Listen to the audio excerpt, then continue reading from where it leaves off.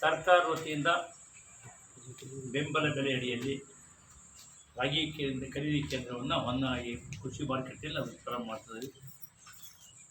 ಪ್ರತಿ ಸಮಾರಂಭದಲ್ಲಿ ಇನ್ನು ಜಿಲ್ಲಾ ಆಹಾರ ಮತ್ತು ನಾಗರಿಕ ಸರಬರಾಜು ಇಲಾಖೆಯಿಂದ ಜಿಲ್ಲಾ ಮಟ್ಟದ ಅಧಿಕಾರಿಗಳಂತ ನಾಗರಾಜ್ ಅವರೇ, ನಮ್ಮ APMCಯ ಕಾರ್ಯದರ್ಶಿಗಳಂತ ಮಂಜುನಾಥ್ ಅವರೇ, ಕಾರ್ಯರೇಖ ಇರತಕ್ಕಂಥ ನಮ್ಮ ಸಂಜಯರವರೇ, ಅದೆಲ್ಲ ಅಧಿಕಾರಿ ಮಿತ್ರರಿದ್ದಾರೆ, ಎಲ್ಲ ರೈತ ಬಾಂಧವರೇ, ನಮ್ಮ ಅಜ್ಜಿ ಸಮಾನ ಇತ್ತು, ತಾಯಿ ಸಮಾನ ಅಂತ ನಮ್ಮ ಹೆಸರು ಮೇಡಮ್ ಅವರೇ, ಅಜ್ಜ ಮಾಮೂಲಿ ಸಿದ್ದಮ್ಮ ಅವರೇ, ಮಾಧ್ಯಮ ಮಿತ್ರರೇ, ಸ್ನೇಹಿತರೆ. ಈಗ ನೋಡಿ, ಇಲ್ಲಿ ನಮ್ಮ ಜಿಲ್ಲೆದೇ ಇದೆ. ನಮ್ಮ ಜಿಲ್ಲೆಯಲ್ಲಿ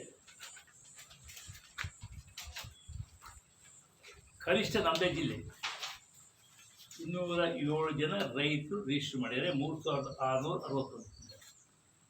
ಕಾರಣ ಏನು ಅಂತಂದ್ರೆ ನಮ್ಮಲ್ಲಿ ನೀರಾವರಿ ಜಾಸ್ತಿ. ಒಂದು ಕಡೆಯಿಂದ ಭದ್ರಾ ಚಾನಲ್ಲು ಪೂರ್ತಿ ಸಾಸಿವೆಹಳ್ಳಿ ಹೋಬಳಿ, ಕುಂದೂರು ಹೋಬಳಿ.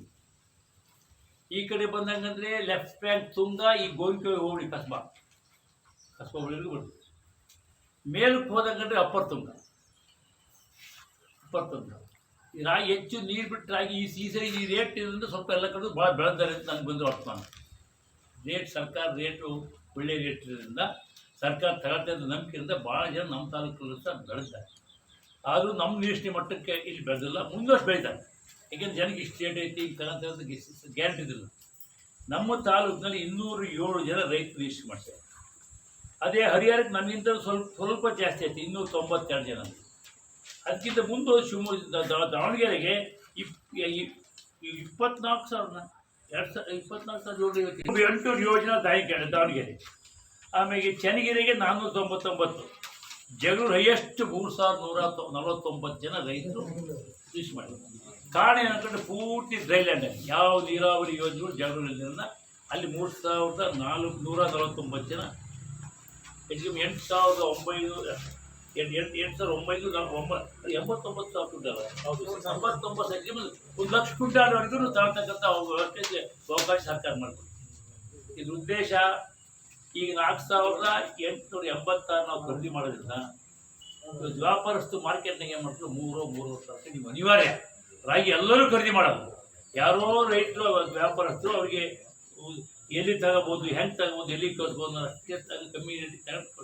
ಈಗ ನಾವು ಮಾರ್ಕೆಟ್ನಾಗ 4,886 ತಗೋದ್ರೆ ಆಟೋಮೆಟಿಕ್ ಅವರು ಜಾಸ್ತಿ ಮಾಡ್ತಾರೆ. ಒಂದು 500 ರೂಪಾಯಿ ಕೆಳಗಡೆ ಬರ್ತಾರೆ. ಇದು ಭಾಳ ಹೆಚ್ಚು ಬರೋಕ್ಕಾಗಲ್ಲ. 4,500 ತಗೊಳ್ತಾರೆ. ಒಂದು ಕಡೆಯಿಂದ ಹೆಚ್ಚಾದಂಥ ರಾಗಿ ನಾವೇನು 10 ಕ್ವಿಂಟಾಲ್ ಅಷ್ಟೇ ತಗೊಳ್ತೇವೆ. ಒಬ್ಬ ರೈತರಿಂದ 50 ಕ್ವಿಂಟಾಲ್ ತಗೊಂಡ್ರೆ ಒಂದು ಎಕರೆ 10 ಕ್ವಿಂಟಾಲ್ ತಗೊಳ್ತೇವೆ.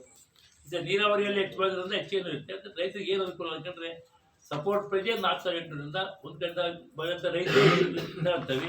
ಎರಡನೇದು, ಯಾರಾದರೂ ರಿಜಿಸ್ಟರ್ ಮಾಡಿಸ್ತಾ ಇದು ಉಳ್ಕೊಂಡಿದ್ರು ಸಾಕು. ಕೆಲವರು ಪಾಣಿನೇ ಇರೋದು, ಪಾಣಿ ಇಲ್ದಂತರೂ ಯಾರ್ದೋ ಹೆಸರಿಗೆ ಬರ್ತಿರ್ತಾರೆ. ರೈತರು ಅಲ್ಲದೇ ಇದ್ರು ಕೆಲವರು ಬಗ್ರಕ್ಕೂ ಯಾರು ಹೊಡ್ತಿರ್ತಾರೆ. ಅವ್ರಿಗೆ ಯಾರು ಖಾತೆ ಎಲ್ಲ ಪಾಣಿನ ರಿಜಿಸ್ಟ್ರೇಷನ್ ಆಗ್ಬೋದು, ಸ್ವಲ್ಪ ಒಂದಾಗಿದೆ.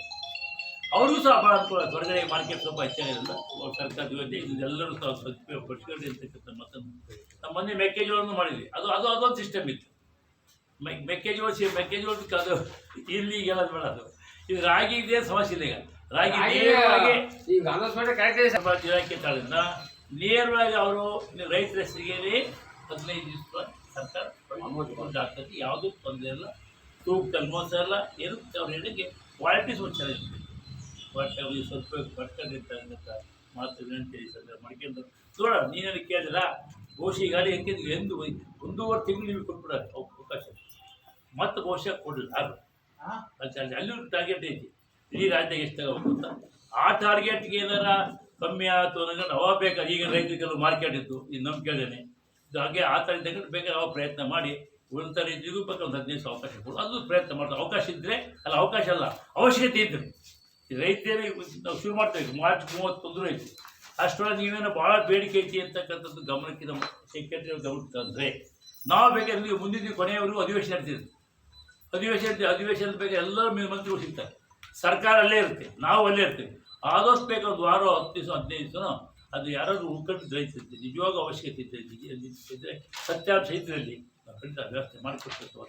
ಇದು ಸದುಪಯೋಗ ತಾವು ಮಾಡ್ಕೊಂಡ್ರೆ ಇಲಾಖೆ ರೈತರಿಗೆ ಕಾಯಿಸಂಗೆ ಆದಷ್ಟು ಬೇಗ ಬಂದಂತ ಅವ್ರಿಗೆ ತೊಂದರೆ ಕೊಡೋದು ಮಾಡ್ತಾ ಇರ್ತಾರೆ. ಭಾಳ ಜನ ಕಾಲು ಕಾಯ್ಸು ಕೈ ಕಾಯ್ಸು ಅಂತ ಯಾವುದು ಹೊನ್ನಾಳಿ KPMC ಬರಬಾರ್ದು. ಸೆಕ್ರೆಟರಿಗಳು ಸಹಕರೈತಿ ನೀರು ರೈತ ಇನ್ನೊಂದು ಏನೆಲ್ಲ ಮಾಡಿಕೊಡ್ತಾರೆ. ನೀವು ಸಹ ಏನೇ ತೋರಿಸ್ಕೊಟ್ಟಿದ್ದಾಗ ನಾವು ಗಮನಿಸಿದ್ರೆ ಅದು ಲೀಸ್ಟ್ ಕೊಡ್ತಿರ್ತಕ್ಕಂಥ ಮಾತಾಡಿ ಇದೊಂದು ಸರ್ಕಾರಕ್ಕೆ ಅಭಿನಂದಿಸಿ ಅಧಿಕಾರಿಗಳು ಸಹ ಬಂಧಿಸಿ ತಮ್ಮೆಲ್ಲರಿಗೂ ಓದಿಸಿ ನಾನು ಮಾತುಕತೆ